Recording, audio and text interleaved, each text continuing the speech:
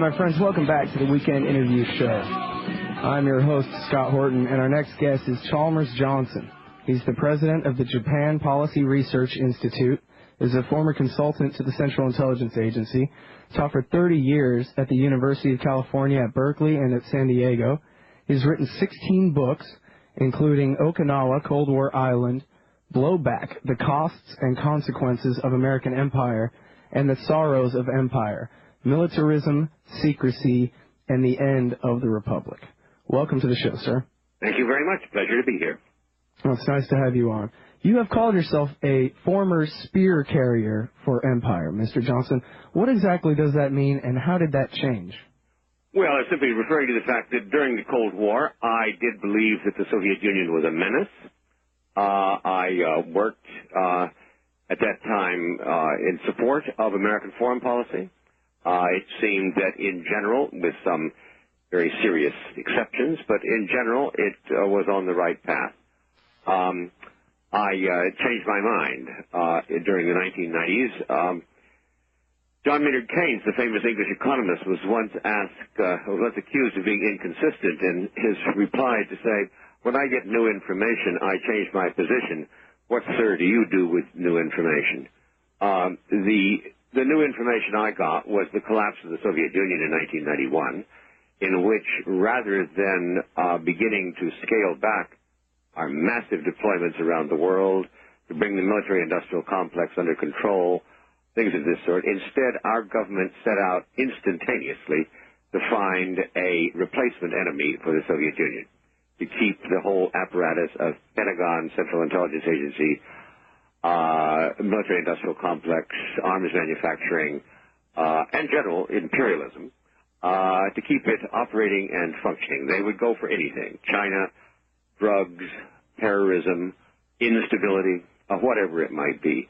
This raised in my mind the question that once the primary explanation, the primary justification for the Cold War and for the massive expenditures the Americans had made during 40 years of it, when this simply disappeared and that there was no peace dividend, it raised then in my mind the question, was the Cold War in fact a cover for something more basic, for a fundamental American imperialist project that had been brewing and coming into being since at least the Second World War, when we emerged as the dominant power on Earth, and a project to replace the British Empire with our own leadership. I believe that's the case. The second thing that caused me really to change my mind was I've worked primarily on East Asia, on China and Japan.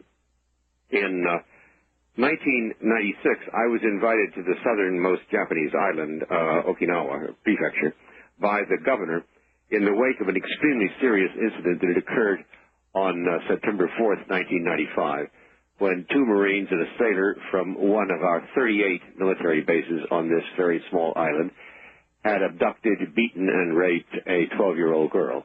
It set off the largest demonstrations against the United States since the security treaty had been signed back in 1960. It revealed the ongoing grievances of the people who are forced to live cheek by jowl with American troops and their generally ill-disciplined and ill-led behavior. I accepted the governor's invitation, came and talked to him and others. I was shocked by what I saw, the impact of these bases on an island smaller than Kauai and the Hawaiian Islands with 1.3 million people, the indifference of our government to what they imposed on others. My first reaction was that Okinawa had to be exceptional. It was off the beaten track. Journalists very rarely went down there. The Marine Corps is absolute geniuses at public relations and control of Congress. But it turned out this is the same kind of story all over the world. That's what happened. I began to investigate it. That led to the book called The Sorrows of Empire. Okay, we'll be right back. It's the Weekend Interview Show. We're talking with Chalmers Johnson.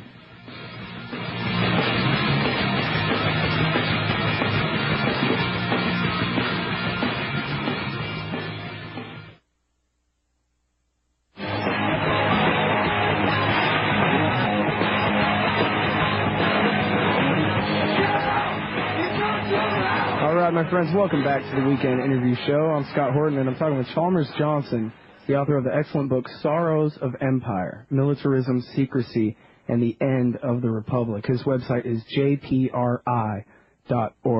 And interestingly, Mr. Johnson, I read an article not too long ago. It was a Foreign Affairs article from 1995 called I believe it was From Trotskyism to Anachronism by John B. Judas. And in that article, he lists you as a former neoconservative who became a realist. And I thought it was funny he mentioned your name right there with Gene Kirkpatrick. But in any case, I wondered if you think that's an accurate description? Well, I don't know that you say neoconservative. I don't think there's anything particularly neo about it. Gene Kirkpatrick and I were both members of the editorial board of the National Interest. I don't know that I'm particularly a realist today. I don't like these labels. I don't think they're helpful. They're full of academic gossip and competition.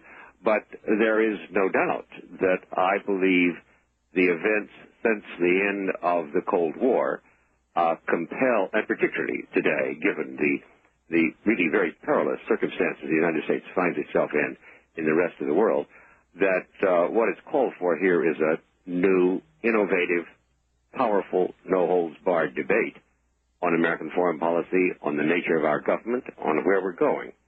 It may be too late already to make much difference. Empires all collapse, and in recent times they collapse fairly rapidly. But that's what I've been motivated to do, is, as you get an old man, is to write books and compile information on this subject. And once you saw that perhaps the Cold War wasn't really so much about containing communism as using that as an excuse to really set the basis for American empire, once you realize that, when you look back at American history, at what point do you place the origins of American empire? Because from a certain point of view, you could go all the way back to the Louisiana Purchase, right? Well, precisely. I mean, you could go back to the creation of the Republic itself, where, I mean, after all, Theodore Roosevelt once said, imperialists, there aren't any imperialists in America, but expansionism, it's in our blood. So that it just depends on the context in which you would care to put it. But I think in terms of genuine imperialism, we tend to date it from the Spanish-American War, from our acquisition of things as odd, given the beliefs of our founders and the way in which our country had developed, the acquisition of colonies in the Philippines, in the Caribbean. Cuba would be an American colony if it were not for the competition of Florida, and things of that sort. That accelerated greatly under the influence of Woodrow Wilson and our entry into the First World War, basically driven, in the case of Wilson, by religious fanaticism. The United States reacted quite violently to him after the First World War. The true foundations of our imperialism then come in the Second World War, when we developed this huge military apparatus, spread bases around the world. We did, as had been our tradition in the past, reacted against that as soon as the war ended, but then the Cold War came along to replace that. To a certain extent, I think we have to look back and say the real crisis of the United States in the 20th century was the so-called Great Depression, and particularly the fact that despite the apotheosis of Franklin Roosevelt, we overcame it only in the context of war. World War II, and then we continued it in the Cold War. We are easily the world's largest arms manufacturers by orders of magnitude, and to a certain extent, we have been at war since 1940. But it's so that I would think that the true roots are to be found in the Second World War, but there are intellectual roots, early examples, or early theorizing that go back a very long ways, and where many of the euphemisms to cover what we were doing were invented, including manifest destiny and things like that. Now, I thought it was very interesting in your book. You say that there were actually 3 Cold Wars going on up through 1989, 1991, during that time, and that when the wall came down, really what happened was only one of the 3 Cold Wars ended. The other 2 kept going. Which other 2 Cold Wars are you referring to? Well, the 2 that I mean particularly are the ones in East Asia, where we have we've turned Japan into a solid satellite of the United States. Our continued opposition to China, even though it would be greatly to our security advantage and our economic advantage if we would cooperate with China as it emerges as a commercial powerhouse. The other, of course, is the one that's been going on in Latin America since, in many ways, the war with Spain in 1898. In that context, you must say communism and Fidel Castro have been enormously advantageous to us, since our traditional relations with Latin America were purely imperialist, going back to the Monroe Doctrine, where we have kept these people under our thumb and exploited them economically. Once you had a pro-Soviet regime in Cuba, then we could use as a cover for everything we did there, from the overthrow of the Guatemalan government down to our massive use of the world's greatest military force against small Central American republics during the Reagan administration. The cover there was that we were trying to prevent the spread of communism into the Western Hemisphere. But the wars in the Third World, and particularly in Latin America, and the ones in East Asia were not affected in any way by the collapse of the Cold War in Europe. They just needed to find new excuses now. They certainly did. And they used, particularly in Latin America, they used the drug war. Yes. As their excuse. And of Absolutely. course, Clinton liked humanitarian aid was always his excuse, right? Well, I argue in The Sorrows of Empire that if you really are an American imperialist, you'd have to say that Clinton was a more clever imperialist than George Bush, because Clinton did effectively, he had a real strategy. He disguised what we were doing under the cover of humanitarian intervention, things of this sort, globalization, euphemisms that tended to protect us from direct responsibility, and that's what we mean by strategy, the indirect approach, disguising your true intent, whereas George Bush just drops the mask and says, we are the new Rome, beats his chest like a gorilla, and gives fair warning or genuine warning to everyone on Earth, prepare to resist the American juggernaut. We see that today there's not a nation on Earth that isn't beginning to do that. You point out in your book there are now 725 American bases that we know of in at least 153 countries around the world. That's from the base structure report, the annual inventory of real estate owned by the Pentagon that is not classified, it's put out every year, and it is, I think, really one of the shocking facts of the American empire today, that it's not an empire of colonies, it's an empire of military bases. They stretch from Greenland to Australia, from Japan to Latin America. We deploy well over 500,000 soldiers, spies, teachers, contractors on these bases. Some of them are part of the military petroleum complex. They provide a great deal of work for Americans who service the military in one way or another. And again, as I say, the 725 is simply the number that the Pentagon has decided to acknowledge. There's one of the things I go into in The Sorrows of Empire are the numbers of bases not included, none of the espionage bases. The bases in England are all disguised as if they were Royal Air Force bases. The bases that are being built in Iraq, the bases in Israel, in much of Central Asia, these are simply not reported. The big base in the Balkans, in Kosovo, Camp Bondsteel, is definitely, it's one of the largest bases we've ever built. It was built by Kellogg Gunneru in 1999. The Army likes to say there's only two human manufactured devices you can see from outer space. One is the Great Wall of China, and the other is Camp Bondsteel. It's located directly on the route of an oil pipeline that we are planning to build across the Balkans from the Black Sea. Oh, what a coincidence. To the Adriatic. Yes. And that's why I'm almost surely, that's why it is simply not reported in the base structure report. And all the newest bases, seems like where I guess the military types call it our footprint, is moving further east and deeper into Central Asia near the Caspian Sea. And I'm sure you know about the recent coup d'etat in Kyrgyzstan, where there's American air bases into there. oil-rich areas above all, yes. What do you think about these color-coded revolutions? It seems like there's always a lot of outside money. Is this all CIA operations over here? It certainly has that look to it. It's a pattern that's been developed for a long time, and the CIA doesn't, once they get a technique that works, they don't change it very often. They carry out these coups against any number of other countries, but it usually involves a large number of NGOs and non-governmental organizations. What in the days of the Communist International would have been called front organizations. We sponsor a great many of them around the world and claim that they're there to promote democracy. They're actually there to promote American imperialism. The president takes this up with his business about the march of democracy on earth. And we've now done it in the former Soviet Union, in Georgia, in Ukraine, and now it looks very much like the case in Kyrgyzstan, where we have a major military base.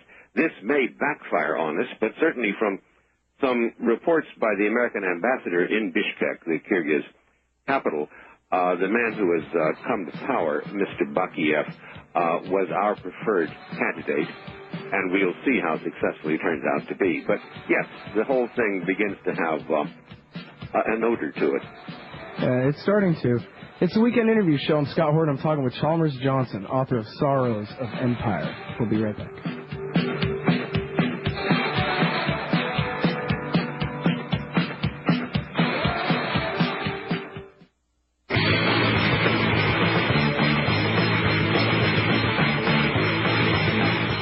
All right, my friends, welcome back to the weekend interview show. I'm Scott Horton, and I'm talking with Chalmers Johnson. He is the president of the Japan Policy Research Institute and author of The Sorrows of Empire, Militarism, Secrecy, and the End of the Republic. Now, sir, a topic that you spend quite a bit of time on in your book is the idea that the empire of bases that we create and that we always find new excuses for keeping, that they create what you call blowback, and that is always then used, of course, as an excuse to expand the empire even further. Yes. We see this. In fact, in your book, you go on about the bases all across the Saudi Peninsula, not just in Saudi Arabia, but in Oman and Bahrain and Qatar and throughout the Middle East. And also you point out that Iran is the last country left in the Middle East that we don't have bases in or at least threaten. We certainly have them surrounded. Yes, we do have them surrounded. Do you think that Iran is next? It's hard to say. I mean, again, the exact motives of our government remain deeply unclear and changing to meet new circumstances. That is, there's, I believe, at heart, one of the fundamental motives is petroleum, is the desire to maintain our extremely profligate use of fossil fuels, to refuse to conserve, and to refuse to acknowledge that, in fact, the world's supply of petroleum is starting to run out. I think we're also motivated by a odd conglomeration of groups in America who are totally committed to the support of Israel, regardless of what it does and how it does it. And that they're prepared to do anything in their power to defend Israel, even though it is itself easily the most powerful country in the Middle East. Beyond that, I think there is the reality of imperialism itself, that the United States has gotten used to it. We have huge vested interests in the imperial system. That is, manufacturing in America on any big project, like, say, the B-2 bomber, a piece of it is put in every single state so that if any member of Congress ever got the idea that maybe we didn't need one more new weapon of massive destruction, that you can destroy him politically by pulling out the factory, things of this sort. So that that is the requisites of the empire itself. And then there are the political demands of a president and a vice president, secretary of defense, who, in my opinion, have misread the world, but nonetheless believe that we can dominate it through military power alone, and that this will go on for some length of time, that they have talked about the need for between 50 to 60 regime change wars to make the world look the way we want to. All of these things add up to contributing to this massive commitment around the world, but it is, I believe, one built on very weak foundations. This doesn't seem to have much to do with the war on terrorism, except for perhaps creating circumstances where more people will want to be terrorists. Well, I think really the opposite. There's no question that we are creating terrorism. Blowback is a term that was invented by the CIA after its first overthrow of an elected foreign government that we disapproved of. That was the government of Mohammad Mossadegh in Iran in 1953, when, at the interest of the British Petroleum Company, we declared that he was a communist. The Pope would have been a better candidate than Mossadegh, and then overthrew his government. In the after-action report that was declassified just in the year 2000, the agency speaks of how these actions are going to produce some blowback. Blowback means retaliation, but it means more than retaliation. It means retaliation for things our government has done abroad clandestinely and that have been kept secret, above all, from the American public. They're, of course, never kept secret from the people on the receiving end.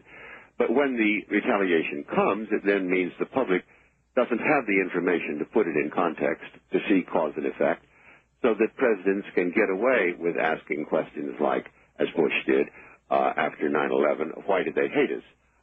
Whereas if you'd looked into it, you'd thought, why don't more people hate us? I remember on 9/11 itself, I was talking with my publisher, in which she had called me up to say, blowback, big time, just hit. But we didn't yet know who the terrorists were. We speculated on it. My first thought was 9/11, the September 11th. It's a date extremely well known in Latin America. That's the date we overthrew the elected government of Chile and imposed one of the most odious regimes that have been experienced anywhere on earth, namely that of General Pinochet. And that I thought at first maybe they were Chileans. But they could have been Okinawans, they could have been East Timorese, they could have been any number of Africans, they could have been Greeks, who will never forgive us, the Greek colonels between 1967 and 73. It could have been any number of people. It turned out to be Islamicists, reflecting the largest clandestine operation the CIA ever carried out. That was the arming, recruiting, sending into battle of the Mujahideen in Afghanistan against the Soviet Union during the 1980s. After we had exhausted our interest in them, we dumped them. They didn't like that, and they began to retaliate against us. But it's, yes, blowback is the reality of the world we live in. That was the meaning of the book that I published before 9/11, I want to stress, to say we're going to pay the cost for much of our foreign policy during the Cold War. All right. Well, I'll go ahead and say it until we get back from the break. All right, I'm Scott Horton. I'm talking with Chalmers Johnson, author of Sorrows of Empire. We'll be right back. Don't take your guns to town, son. Leave your guns at home, Bill. Don't take your guns to town.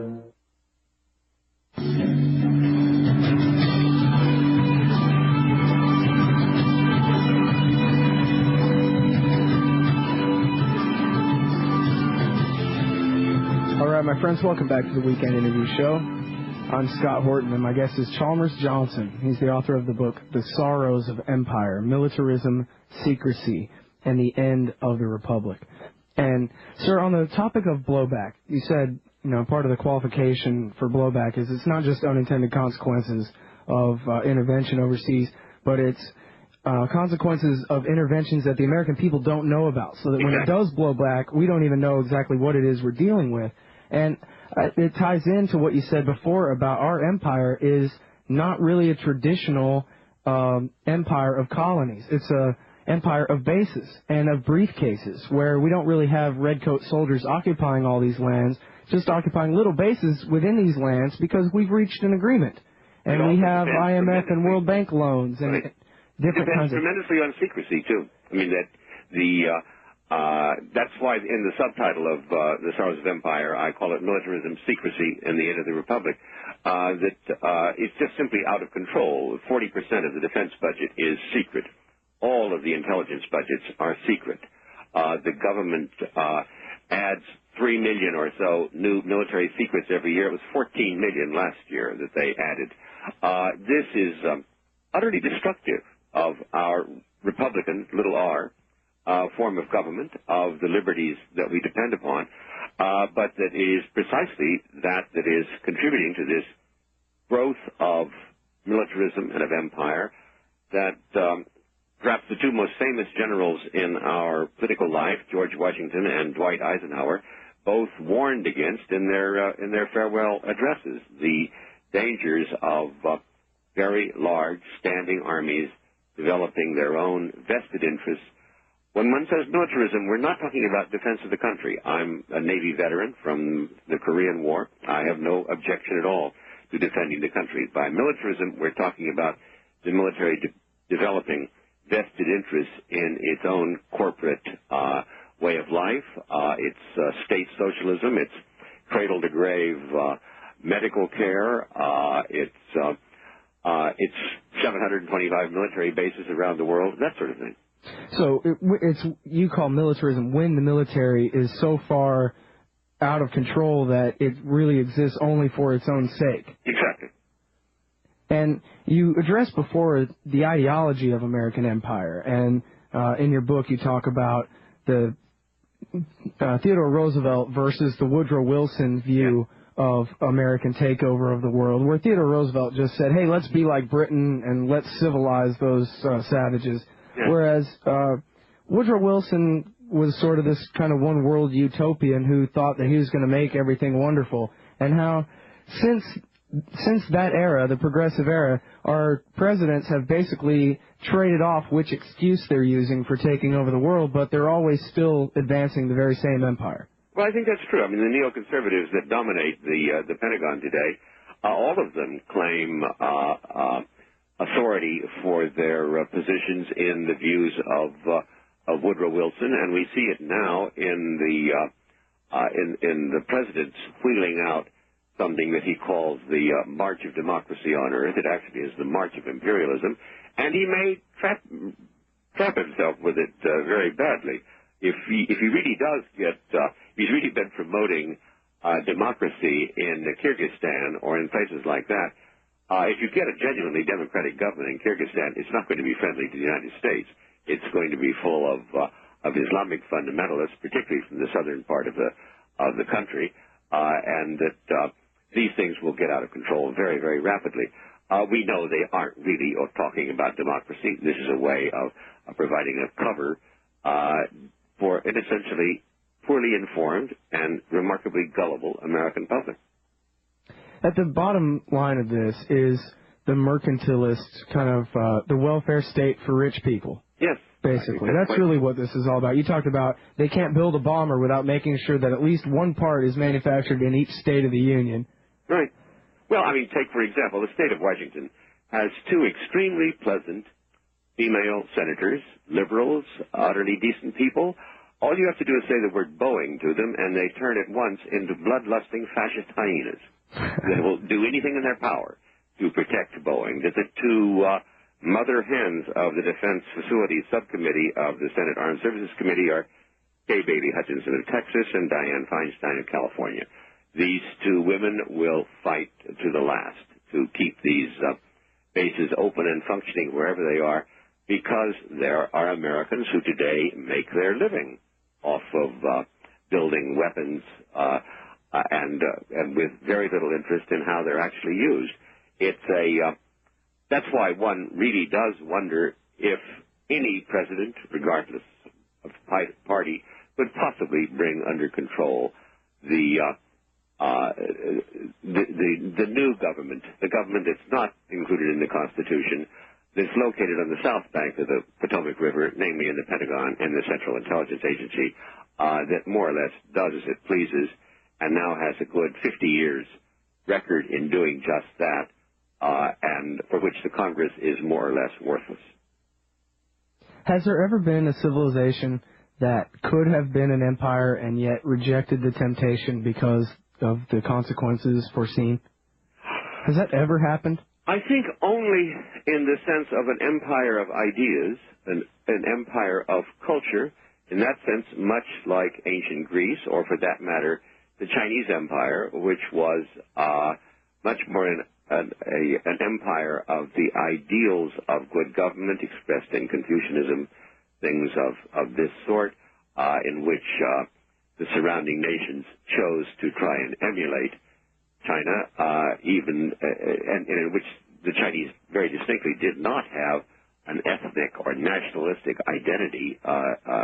It was a cultural identity, so that it's not as though that it's unknown. And something like that, I think, was there in the original United States, which, after all, influenced Latin America to throw off Spanish rule, the idea of republican government, of small government, of the division, the separation of powers, and the holding down of what today plagues us, namely an imperial presidency. So that I don't think it's inconceivable, but in terms of the military-based empire that is a military dictatorship for all intents and purposes, of which the first important example was the Roman Empire as successor to the Roman Republic. These contain the seeds of their own destruction. They do all. I mean, the Roman Empire may have taken 3 centuries to go down. In my lifetime, you start to see them falling very rapidly. In the case of the Soviet Union, it really only took 3 years between 1989 and 1991. But just in my lifetime, you've seen the end of the Nazi, Imperial Japanese, British, French, Dutch, Portuguese, and Soviet empires. There's simply no reason to believe that the Americans aren't treading that same path as they set off to dominate the world and to have misread the end of the Cold War. They misread it to believe that we had won it, as we like to say. The truth of the matter is, both the U.S. and the USSR lost it. It's just they lost it much worse than we did because they were always a much poorer country. Well, and they had an economic system based on central planning, which... No doubt about that. Just can't work. Right. What do you think about the NATO-EU split? During the 1990s, it seems like our guys were trying really hard to bring in all the former Soviet republics in Eastern Europe as fast as they could so as to surround what Rumsfeld calls old Europe with new European nations involved in NATO. And on the other side of that argument, particularly the Germans and the French, were pushing the idea of perhaps creating their own EU army that would operate separately and distinctly from NATO. Yes. How do you think that that's working out since Bush has taken such a middle finger in the face of everybody kind of attitude? Well, there's no question that the French have reacted to America's claim of being the lone superpower, of having its own way, of being the new Rome, of basically a colossus athwart the world, and have claimed that the world would be safer, more comfortable place with multipolarity, with different centers of power. I happen to agree with him. Right now, easily the most important growing new power is China, been growing at 9.5% per year for the last 20 years. Its leading trading partner is the European Union. So we are beginning to see the outlines of a Chinese EU entente confronting an American-Japanese entente, both of which seem to be in a good deal of economic decline. In the case of NATO, it's simply an anachronism. It was created as a formal military alliance back in 1949, directed against the Soviet Union. With the collapse of the Soviet Union, it no longer had any function. It seems to me that one has simply been asking for trouble to continue to expand the countries surrounding the former Soviet Union to add these to NATO. If we have been playing games as I believe we have, in Georgia, Ukraine, and now Kyrgyzstan, well, believe me, the Russians are masters at playing this game, and it can be played against us quite vigorously in the future. But it seems to me the EU is having stops and starts. I believe that it's expanded too rapidly, though in a certain sense it is a sign of its success. That is, the president keeps talking about the march of democracy. The truth of the matter is the real march of democracy, if there is such a thing on earth today, it is the European Union and the desperate desire of countries from the Baltic to Turkey to become part of comfortable Western European life. And it may have gone a little fast, but I think now there may be setbacks, but it is essentially irreversible. Once it is more fully consolidated, it will be considerably larger economically than the United States. Whether it wishes to develop the same kind of military strength the United States does, we'll wait to see. I certainly hope they do not. I don't think it's necessary to have the influence that they want to have. It's interesting, all the different power blocks. You talk about the alliances where we could end up with the French and the Germans in a power block allied with the Russians, as opposed to being allied with us and the British. Oh, it's an interesting thing that as a teacher of American international relations and foreign policy, we have always argued that one of the fundamental issues of American foreign policy was try to prevent an alliance between Paris, Berlin, and Moscow. Well, we have that now, largely as a result of our own bungling and misreading of the way the world is going, and probably the most remarkably incompetent set of political leaders. I mean, we have a Secretary of State now who goes around the world demanding people help us, as she did in China just this past week, and then insulting the very same people that she's asking for assistance from. This is not diplomacy. This is grandstanding for the purpose of a short-term domestic political advantage. Well, and as a result, we get the Russians and the Chinese doing joint military training together, exactly. Massive war games. So it is like the Roman Empire. The rest of the world now knows we're there, knows what we stand for, has seen that we're willing to act on it, as in the case of the war with Iraq, regardless of the intelligence that we allegedly had on it being totally erroneous. Under these circumstances, you have to start preparing for it. It is the greatest single force for nuclear proliferation you could imagine right now, that any nation looking at the United States has got to say, the only thing that will stop them, if they want to put you on a list of axis of evil or whatever it may be, the only thing that will stop them is nuclear weapons. That we now know what was wrong with Saddam Hussein was that he didn't have weapons of mass destruction. Isn't that an interesting point, if he had, we'd really treated him a lot more seriously. Well, and the North Koreans and the Iranians have taken two different tactics. Right. The North Koreans have kicked out the IAEA and turned off the cameras and are apparently making bombs as fast as they can. The Iranians are opening their books wide open, and it's not protecting them at all. Well, I mean, and by the same token, though, I guarantee you that, say, a country like Brazil today, Lula da Silva's Brazil, we have some really nasty arguments with them over economics. They are starting to trade very heavily with China right now. I'm reasonably certain that President da Silva goes into a secure room with his cabinet at some point and says, look, we used to have a nuclear weapons program. We stopped it because of the Nuclear Non-Proliferation Treaty. We have uranium in this country.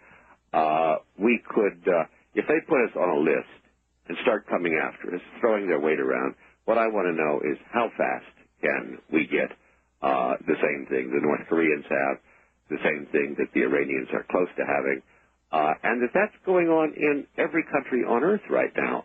It's that being the case, I don't think it's a time to envy the young.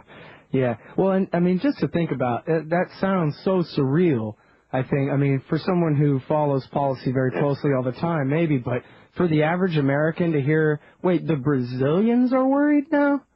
Well, they're worried about the way in which we like to push, the kind of war we fought in Iraq, the way we kid ourselves that because we had an election on January 30th, the place has become a democracy. You can't very well have, I mean, that is just across the border in Syria, we're saying you can't have a genuine election there unless you get rid of Syrian military occupation. As we say that, we don't seem to realize that, of course, we have an absolute stranglehold of military occupation on Iraq. Why on earth should one pay any attention to this rigged election that has been held, or that it should mean anything once the Iraqis actually have control of their own lives again, if they ever do, given the fact that they sit on so much oil and that we essentially want to steal their resources. But of course, these are the things that are creating enormous instability in the world, and that to say that the American people don't realize it is a reflection of the failure of the economic monopolies that control the media in this country, the kind of information they're not getting about the only attractive aspect of this is the Internet and the ability to read newspapers in England or to look at antiwar.com. It's not a left-wing website at all. It's basically libertarian. But it is one of the best digests of information you won't read in your own newspapers. But it's not enough, and I kept wondering, why did John Ashcroft take so long to begin to bring the Internet under control? Because it weakens the attempt of the imperial presidency to keep the public docile and following in the footsteps that they would like them to go. But yes, these are very dangerous times. I'm working on a third book now called The Crisis of the American Republic, which is concerned precisely with the trap we're walking into. And it really is a trap. That sure is what it's shaping up to be. And in fact, I think when we get back from this break, we'll spend this last segment on the actual sorrows of empire and what sort of consequences we have coming around the bend for us here at home. Empire weakens us, turns out. It doesn't make us stronger. It just certainly true. All right, it's a Weekend Interview Show, and we'll be right back with Chalmers Johnson.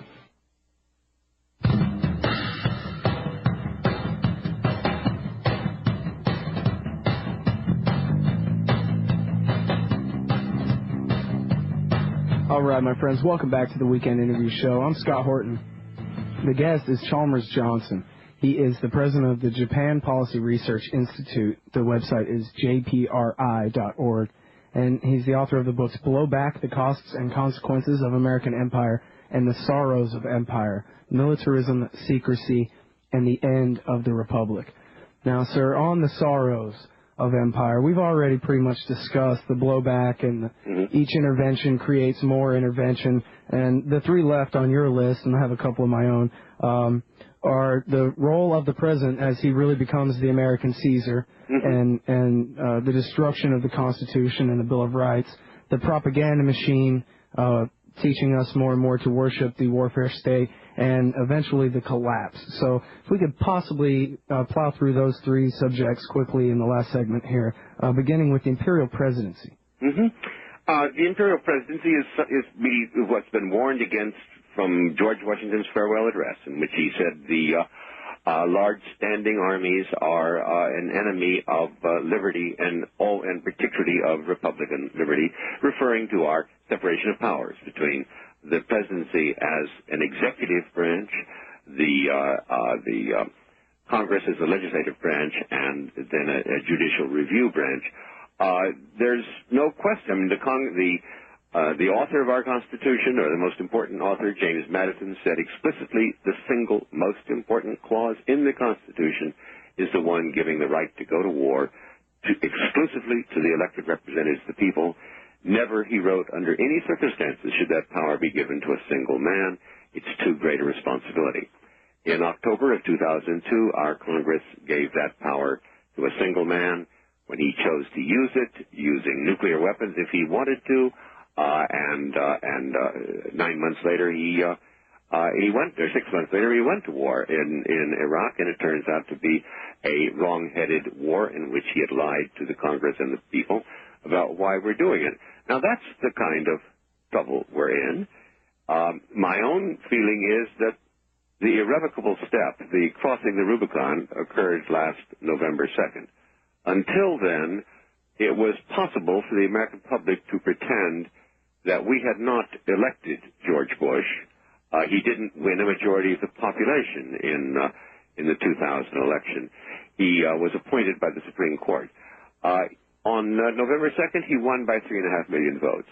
That essentially meant that now official torture of people that we capture, preventive war, which is a polite word for what the Japanese did to us on December 7th, 1941, of out-of-control budgets, and of continuing, that is, something in the neighborhood of $700 billion per annum once you add it all up, going to the military in one form or another, including taking care of our wounded, all of that is now not George Bush anymore. It's the American public. It's nationalized, and that's the way we're seen in the rest of the world.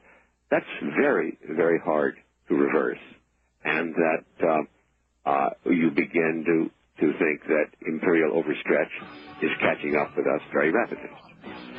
In this last minute here, I guess, can I get you to prefer that we collapse in the way the Soviet Union did as opposed to the way Nazi Germany did?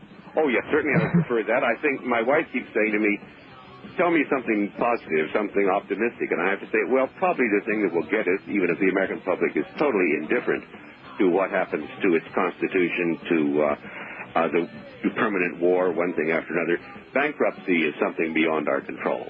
And let's hope it's bankruptcy that gets us and not foreign armies. I'm sorry to say bankruptcy would turn us into a North American version of Argentina, but that wouldn't be the end of the world.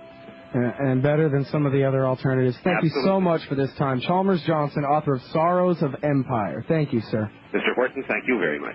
All right, everybody. We'll be back next week. The website is weekendinterviewshow.com.